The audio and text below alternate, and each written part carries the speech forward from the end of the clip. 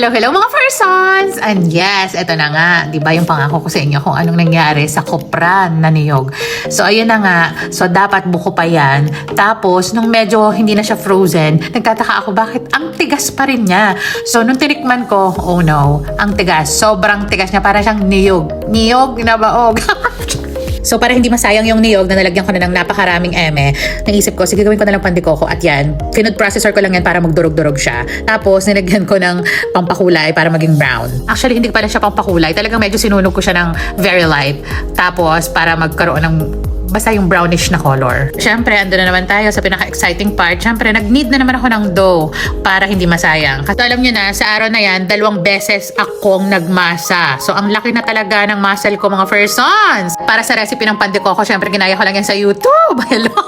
Hello? Bigla na lang kasi nag-ting! Okay, gumawa ka ng pandikoko. At nag-check ako ng recipe ng pandikokos. Kaya iniisip ko na sana ma-achieve natin to kasi first time kong gagawa ng pandikoko. At ayan na nga, nandun na tayo sa maglalagay ng filling. So, filling! Oh my goodness. Buti pa siya may feelings. Ayan. So, flat ko lang yan. Tapos, kumuha na tayo nung filling. Ang daming feelings naman ito. Nung filling galing dun sa kupra natin na niyog. Nakakaloka talaga itong kuprang to.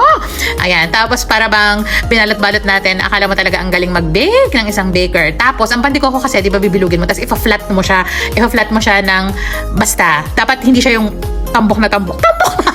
Tambok. Basta medyo flat siya. So, ginawa ko lang yan ng paulit-ulit. Paulit-ulit. Ganon. Tapos, nakakaloka. Wala na akong maisip. Tapos, i-rest lang natin yung mga ginawa natin na may feelings na. Oh, buti pa yung tinapay. Nagre-rest. Uy, baka gusto mo rin mag-rest. Mag-rest ka lang. Tapos, ito na nga. Ito na yung magandang part. So, kailangan kasi may butas-butas yung pandikoko. Tandaan nyo yan. Pero, dahil makulit yung utak ko, ginawan ko siya ng kakaibang butas. Dapat kasi yung parang 3 butas lang, ganan. Pero dahil gusto ko ng kakaiba yung pandikoko ko, nilagyan ko siya ng amazing na mga butas. At ito ang nangyari. Charan! Tananan! Tanan! Uy! Tanan!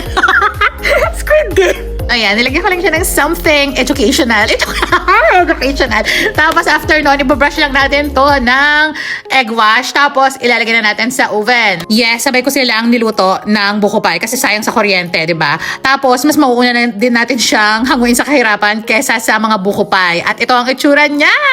Yee, nakaka-excite kasi mukha siyang pandikuko. Pero nainis ako dahil hindi lumabas yung mga educational figures ko. Akala ko pa naman ma-achieve ko yung